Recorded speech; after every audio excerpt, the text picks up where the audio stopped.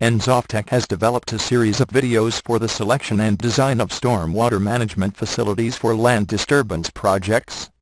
In this video, I shall show you how to set up database for BMPs and to evaluate the performance of each BMP for water quality and runoff reduction. The video also gives some guidance for the selection of BMPs.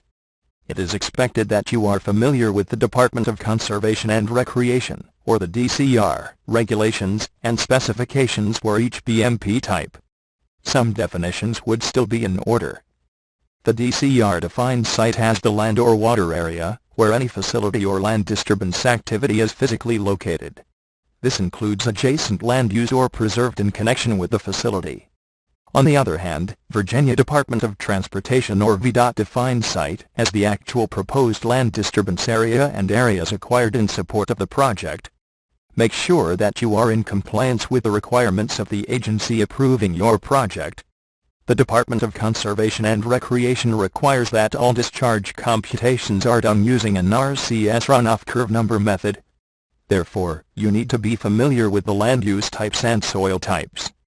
The regulations provide for 3 land use types: forest and open spaces. These are undisturbed residential, protected forest, or open space, or reforested land, roadway right-of-way used as filter strips, grass channels, or storm water management areas. Managed turf. These are disturbed, graded for yards, or other turf to be mowed or managed within residential, commercial, industrial, and institutional settings. Impervious areas include roadways, driveways, rooftops, parking lots, sidewalks, wet ponds, and other areas of impervious cover. Please make sure that these are properly delineated based on the correct soil groups. In order to give a good coverage for all BMP types, I have created an example project with a single hydrologic unit code and 3 outfalls. The first 2 outfalls are redevelopment areas, while the third outfall is new development section. Outfall 1 has 3 BMPs. BMP 1 is a grass channel, BMP 2 is dry swale. Both feed independently to BMP 3, which is an extended detention basin. Outfall 2 has 5 BMPs. BMP 1 is a permeable pavement which feeds to BMP 2, which is an urban beetle retention. BMP 2 feeds to BMP 3, which is a constructed wetland. BMP 4 is a wet swale which also feeds to BMP 3. BMP 5 is a sand filter feeding to BMP 3. Outfall 3 has 3 BMPs. BMP 1 is vegetated roof to simple disconnection. BMP 2 is vegetated roof feeding to BMP 3, which is a rain garden, or a microbiome retention. Let me open the project. You will notice that 3 outfalls are listed in the outfall data table to the left. To save time, I have filled in all the required data. The BMP data table to the bottom right is blank initially. I now highlight the first outfall and click on File, Design BMP. This will enable me to add or edit BMPs for that outfall. If I had highlighted the second outfall, the program would have enabled me to add or edit BMPs for outfall 2, and so on. This opens the BMP screen. You will notice a tabular listing of the BMPs in the database with station and offset to the left. Initially, this will be blank, as there would be no BMP in the database. You will also notice 2 folders to the right: Flow Data and Performance. There are 4 main sections in the Flow Data folder. The first section gives the outfall details. This is already populated for the particular outfall. In the second section, I enter the unique BMP ID, which is alphanumeric, its station, offset, and location. I enter the summary of site areas contributing to the BMP facility in acres, according to land use type and hydrologic soil group. The site area excludes any site area already accounted at the upstream BMP which feeds to the present BMP. The time of concentration, or TC, is in hours. The minimum TC is 0.1 hour. I click on the checkbox to the right of Compute TC. A new screen opens. This will help in computing the sheet flow time, shallow concentrated flow time, channel flow, or pipe flow times to the BMP facility based on Technical Release 55 or TR 55, Urban Hydrology for Small Watersheds, by the Natural Resources Conservation Service or NRCS. The third section deals with the volume from the upstream practice. The program accepts up to 4 upstream BMPs feeding to the present BMP. If I select the upstream BMP ID from the pull-down list, the volumes carried down from this BMP is automatically populated according to the land use and the HSG. This will be accounted in the runoff reduction and pollutant load reduction computations in the next folder. Initially, these lists are blank. The fourth section in this folder gives the rainfall depth in inches and the peak discharges in cubic feet per second for the 1-year, 2-year, 10-year, and 100-year design storms based on the TR55 method. These are the post-development peak inflows at the BMP. You will see that there are 2 sets of site areas, one for pre-development condition and the other for post-development conditions. The need for pre-development site data arises only for retrofit projects, where existing BMPs are upgraded to accommodate the additional site areas. Let us leave this section blank. I have entered the data for 3 BMPs now, BMP1, BMP2 and BMP3.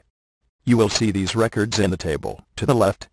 Now that I have entered and saved this data, I can always go back and edit any record by selecting the record and going to the main menu bar. I go to File, Edit BMP. I get a message saying you need to recompute discharge and volume before saving changes. I click OK. You will notice that all the fields that can be edited will open up, including DC computations. I get out without making changes. I go to the third BMP, BMP3. Now I go to Edit BMP. I go to Volume from Upstream Runoff Reduction or RR Practice.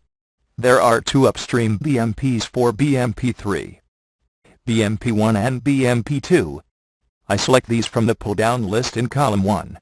This automatically populates the rest of the fields and the total volume at the bottom row. I now click on Compute Discharge Command button. Point to note, the site areas of BMP3 exclude the site areas of BMP1 and BMP2. Only the volumes get added here. The database record gets updated by going to File, Save. This way, we can compute and save areas and discharges for all BMPs. Let us move to the second folder, Performance. You will see 3 sections here. The top section identifies the BMP type and the BMP design level. There is a question icon to the right of BMP type. The second section gives the facility performance. This gives the runoff reduction and pollutant load reductions achieved by HSG soil types. The third section gives runoff volumes carried downstream to other BMP, or to outfall. This also gives the treatment volume required at the facility. BMP type gives a pull-down list of all low-impact and traditional structural BMPs included in the software. If I know the type of facility required, I select this from the list. If not, I click on the question icon to the right of BMP type. This opens a new screen, BMP selection criteria. The DCR specifications give the criteria for selecting for each BMP type. There are 6 main considerations applicable for each site: impervious cover, contributing drainage area, groundwater table or elevation of bedrock, infiltration rate of native soils, site slope, and site conditions like coastal or non-coastal, karst topography, or unstable soil strata or hotspots. You will notice that all these criteria are listed in the right 2 columns, with a checkbox to the right of each. The third column gives a list of all BMPs with radio buttons to the right of each. As I check all applicable conditions for the particular site, in the first 2 columns, you will notice that the BMP selection options in the third column will change. After I check all applicable criteria, I select the BMP type from the available remaining list of BMPs. This will show the selected BMP at the bottom of the third column. I can clear and restart, or I can deselect any criterion. This will bring back some of the BMP options. I can print this form for record keeping by clicking on Print. The print report, which is in Excel format, gives the BMP facility selected and the site conditions governing the selection. The Close button at the bottom will close the screen and puts me back to the main BMP form. You will notice that the BMP type is now populated based on site selection criteria. Next, I identify the BMP design level as defined for each BMP type in the DCR manual. Enhanced designs will provide greater runoff reduction and/or higher pollutant load reductions. This will also affect the treatment volumes. If the BMP type is rainwater harvesting or manufactured devices, the designer will be required to provide separate computations for the water quality credits for the BMP configuration type. These credits are entered here to compute the credits applicable for that facility. Next, I click on Compute Treatment Volume. You will notice that all facility performance and carried over volume computations are done, and the results are populated in the lower half section. The remaining phosphorus load reduction needed, or excess phosphorus load treated at this facility, are given for banking purposes only for use, while determining the quality compliance for the HUC. A question is asked, if this is a part of a treatment train. Is there an online facility downstream? If the answer is yes, this information will become available for use in the flow data screen of the BMP downstream. You will also be asked to identify the downstream BMP type. You will notice a pull-down list of all BMP types including none and simple disconnection. If there is no downstream BMP, or if the is the outfall, select none. If it is a simple disconnection, then the runoff volume carried downstream will be deducted from the total runoff at the outfall. You will also see the total treatment volume required, or TP, at the facility. Now, I go to main menu bar and click on File. Save BMP. This will save the BMP in the database. This way, I can save all the BMPs in the respective outfalls. You will notice that as the BMPs are stored in the database, the BMP ID table to the right will include them for selection. I can go back and edit the stored data for any BMP by selecting that BMP and going to File, Edit BMP. I can also print the results of each BMP by going to File, Print. The print report, which is in Excel format, gives the data input and the results of analysis. Please note that at this stage, we not progress to the physical design of the BMPs. This will be a topic for individual BMP design videos. After all BMPs and outfalls are identified and saved in the database, the next step is to perform outfall analysis for quantity control and the HUC analysis for water quality control.